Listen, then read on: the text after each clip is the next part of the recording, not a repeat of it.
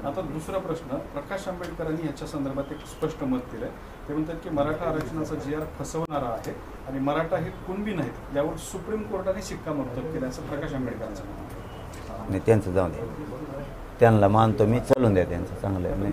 हा, पण त्यांचं वक्तव्य चांगलं असतं का वादे, पण ते अभ्यास होतं पहिल्यापासून मी मानतो ते वंशज असल्यामुळं मी 2 वंशजाच्या विरोधात बोलत नाही आहे. सगळ्याला सगळ्या गोष्टी कळतात. किती वेळेस खोचक टोले हाणावेत आणि किती वेळेस समोरच्या समाजाने ते सहन करावेत, तरी पण आम्ही मानतो छत्रपतींचा घराणा असेल किंवा भारतरत्न डॉक्टर बाबासाहेब आंबेडकरांचं घराणं असेल, आम्ही त्यांच्यावर ते बोलत नाही. मी वैयक्तिक, कारण मी प्रकाश आंबेडकर साहेबाला मानतो. त्याचा अर्थ त्यांनीच वेळोवेळी समजून घ्यायला पाहिजे, पण आता त्याला नावेलाच आमचा. मी ते किती वेळेस म्हणले तरी मी मराठी ओबीसी आरक्षणाकडे नेलेच. शिवसेनेचा मुखपत्र सामनाच्या अग्रलेखामधनं मुख्यमंत्री देवेंद्र फडणवीसांनी मराठ्यांचं आंदोलन संयमी हाताळलं अशा पद्धतीचं कौतुक केलं आहे. तर तुमच्यावर थोडी टोलबाजी केली आहे की चौफेर शिव्याचा वर्षाव आंदोलन स्थळ होत असतानाही मुख्यमंत्री विचलित झाले नाही.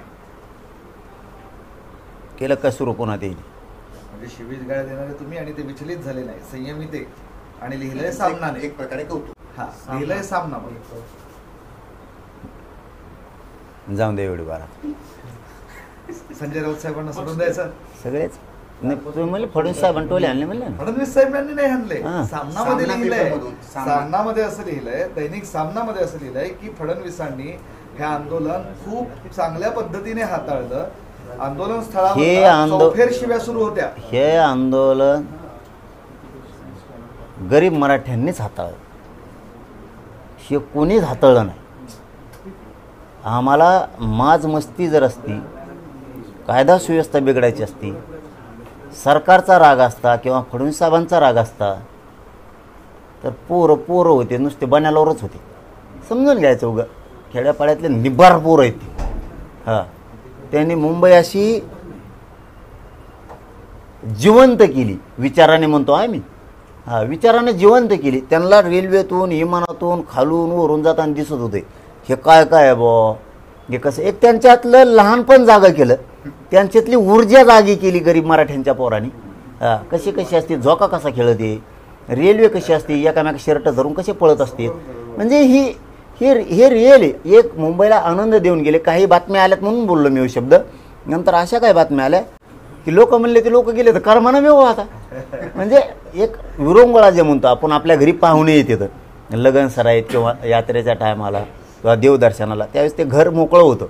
तसं मुंबई हे एक महाराष्ट्राचं घर होतं. तिथं गरिबाचे लेकरं गेले, मस्तपैकी सगळीकडं हिंडले फिरले, परंतु कोणालाही त्रास दिला नाही.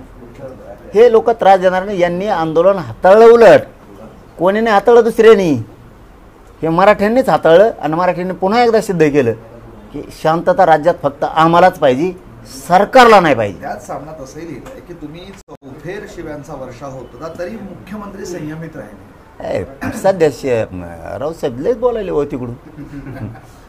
बरं, त्यात असंही लिहिलंय, ह्या लढ्याचं जितकं श्रेय जरांगेंचं आहे तितकंच श्रेय राज्याच्या मुख्यमंत्र्यांचंही आहे. फक्त मराठा, शिल्पकार, फक्त मराठा. मी पण नाही, मी नाही, कोणीच नाही. म्हणजे उपोषण करायचं आम्ही, भाकरी न्यायचं आम्ही. मराठा श्रेय देश सोडून गरीब लेकरांना ते श्रेय दिलं पाहिजे. उलट सरकारने सुद्धा द्यायला पाहिजे. आम्हाला तुम्ही सत्तेवर बसवलं गरीब जनतेनं, आणि गरीब लेकरं तुम्ही संयमान आला, संयमान मुंबईतून माघारी गेला. नाही तर येता येता तुम्हाला माहिती आहे का, माणसं येता येता एखादं टप्पर का होणार आणते ते गाडी टाकून, आम्ही ठेवून आले तिथं. हे गरीब मराठ्यांच्या लेकराचं श्रेय. आजोबा गेले, भाजी भाकरी घेऊन गेले, लढले, तिथं बसले, उठले नाही. हे गरिबांची श्रेय सरकारनं दिलं पाहिजे, आणि मी तर दिलेलंच आहे गरीब मराठ्याला. बोर्ड लावलं तिकडे मुख्यमंत्र्यांच्या, चालूच असतं. आता काय असतं शेवटी काय भाजपची, कारण त्यांचं सरकार मुख्यमंत्री ते आहे ना, जर दिलं असेल तर त्यांनी पण त्याचं श्रेय का घेऊ नये असं साहजिक समाजमधला पडलेला प्रश्न असतो. दोन्ही गॅजेटची अंमलबजावणी झाल्यावर मग घ्या ना. भाजपचं जो जल्लोष आहे किंवा भाजपवाले जे डान्स करतायत आरक्षण दिल्यावर, मग त्याचं काय वाटतं? आणखीन आम्ही सुद्धा सोबत येऊ. नाचू लागायला, काय अडचण नाही, गुलाल टाकू लागायला. पण हैदराबाद आणि सातारचं पूर्ण गॅजेट लागू मराठी दोन्ही बी 100% आरक्षणात गेल्यावर. हैदराबाद गॅजेटमध्ये बंजारा समाज एसटी असल्याचं निदर्शनास आलंय.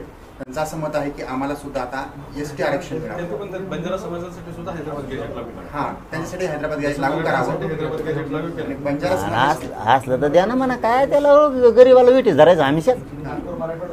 आणि तेवढे ते हे बी करा म्हणा लगेच. ती प्रश्न ठुला काय मागं व्हायचा. आता ते महामंडळ हे केले उपसमिती, तेवढे ते दलित मुस्लिमाला एक उपसमिती करा म्हणा. हो मुख्यमंत्री साहेब. परत शेतकऱ्यांना एक उपसमिती पाहिजे, त्यांचे शेतकऱ्यांचे प्रश्न सुटले पाहिजे ना. आदिवासी समाजाला सुद्धा एक मंत्रिमंडळाची उपसमिती असायला पाहिजे. का नसायला पाहिजे, का नसायला पाहिजे. मायक्रो ओबीसी सुद्धा एक उपसमिती असायला पाहिजे, त्यांच्या गरिबाचे प्रश्न सुटतील ना. तुमच्या म्हणण्याप्रमाणेच राज्य कायदा चालवायला काय तुम्ही, सरकार पण चालवायला त्यांनाही असणं गरजेचं आहे. चलो.